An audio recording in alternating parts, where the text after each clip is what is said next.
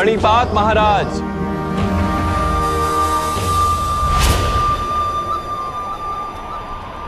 कल्याण हो वासुदेव। हस्तिनापुर की इस राजसभा में यादव श्रेष्ठ श्रीमान वासुदेव का स्वागत है। हे वासुदेव, कुरुओं का ये महान वंश आज संकट का भागी बन बैठा। कैसे रात्रि का आगमन ढिंगर की ध्वनि से जाना जाता है, वैसे पंच का नाश हम वृद्धों के हताशा से भरी श्वास की ध्वनि से जाना जाता है।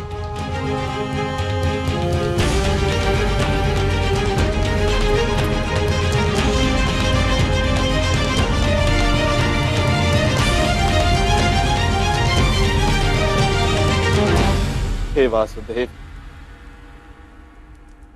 इस संघर्ष को अंत करने का मार्ग अब केवल आप ही दिखा सकते हैं। कोई मार्ग दिखाइए वासुदेव। महाराज की जय हो।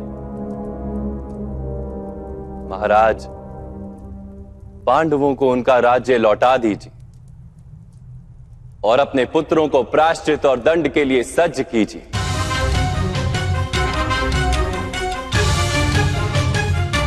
उनके प्राण नहीं जाएंगे, मैं वचन देता हूं, किंतु उन्हें अपने सम्मान को छोड़ना होगा।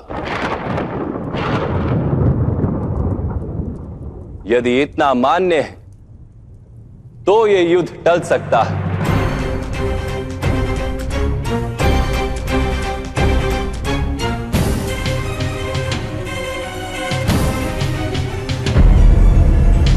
वासुदेव, इंद्रप्रस्थ पर मेरा अधिकार है, महाराज का नहीं। मैं किसी भी स्थिति में इंद्रप्रस्थ को लौटाऊंगा नहीं।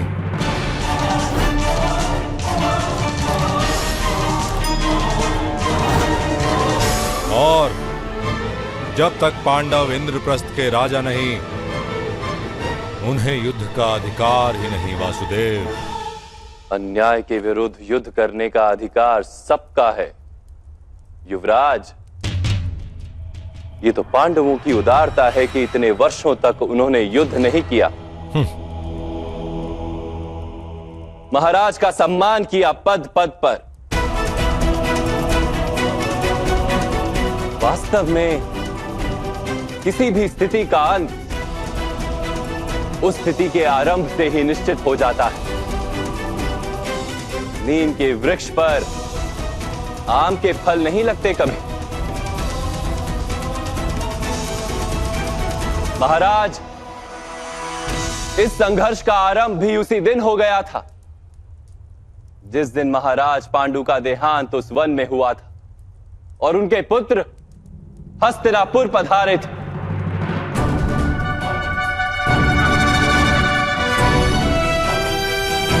आपने यदि उसी दिन राजकुमार युधिष्ठिर को युवराज घोषित कर दिया होता तो ये स्थिति ही उत्पन्न नहीं होती, किंतु आपसे आपके सिंहासन का मोह त्यागा नहीं गया।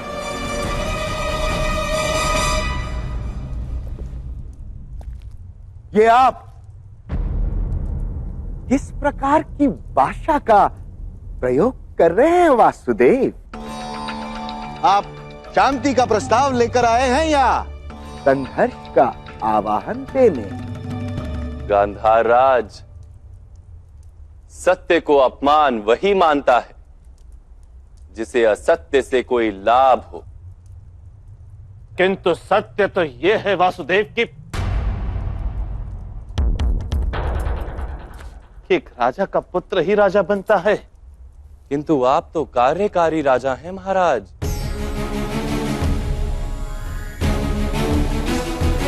सत्य तो ये है कि आपका राज्य अभिषेक कभी हुआ ही नहीं।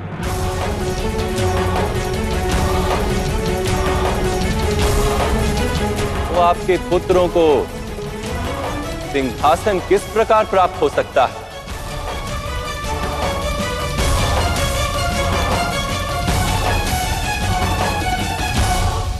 इतने इतने पुराने इतिहास के पन्ने खोलकर क्या लाभ महाराज।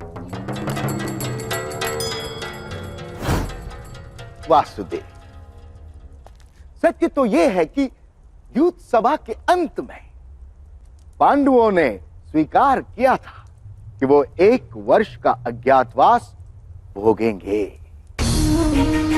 किंतु मेरे बच्चे दुर्योधन 1 वर्ष पूर्ण होने से पहले अर्जुन को ढूंढ लिया।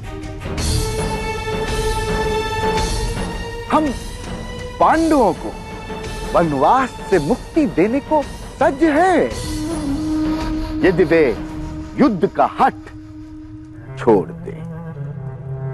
मंदिर के प्रांगण में करने से भी अनुचित कार्य उचित नहीं हो जाता गांधार राज। युद्ध सभा ही अधर्म थी, इसलिए उसके परिणामों का कोई महत्व नहीं।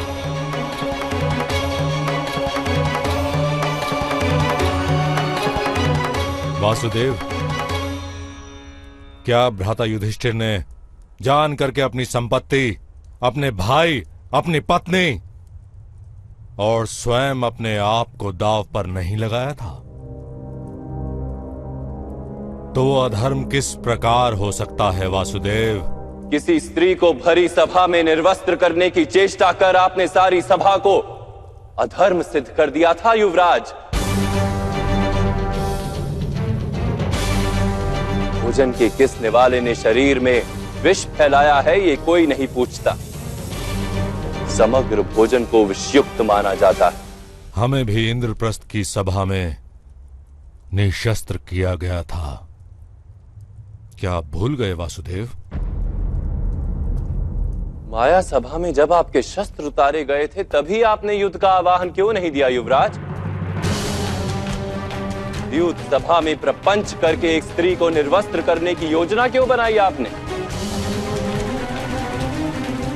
सत्य तो ये है कि आपके पास युद्ध का सामर्थ्य ही नहीं।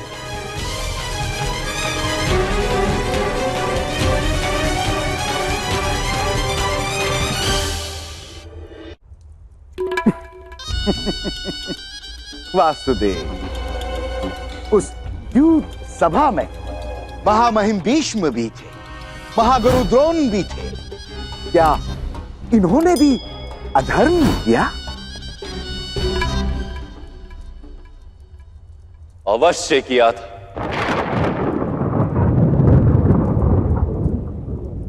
जब समग्र भवन गिर रहा हो तो द्वारपाल केवल द्वार की रक्षा नहीं कर सकता गांधार राज। जब समाज के विरुद्ध कोई अपराध कर रहा हो, जब मानवता के विरुद्ध कोई अपराध कर रहा हो, तो केवल अपने व्यक्तिगत धर्म को संभालना अनर्थकारी होता है। धर्म का ये ऐसा विचित्र रूप है जिसे मैं मान्य नहीं कर सकता।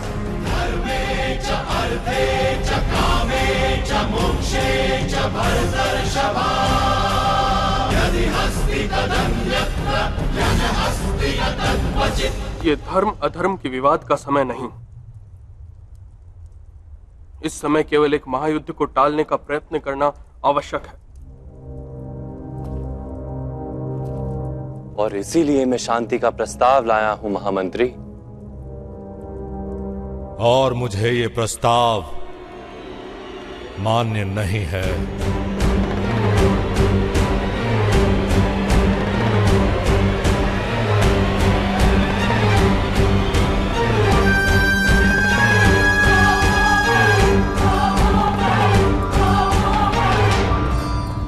यदि इस समय सभा का त्याग करेंगे युवराज, तो हमारा मिलना अब रणभूमि में होगा महाराज।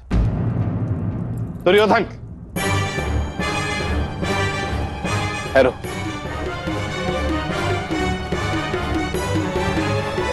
वासुदेव, दंड की बात करके आपने शांति प्रस्ताव को स्वीकार करने योग्य रखा ही नहीं। कोई भी योद्धा दंड किस प्रकार स्वीकार करेगा? और कौन सा योद्धा अपने ही परिवार की स्त्री को निर्वस्त्र करने की चेष्टा करता है पूरी सभा में महाराज?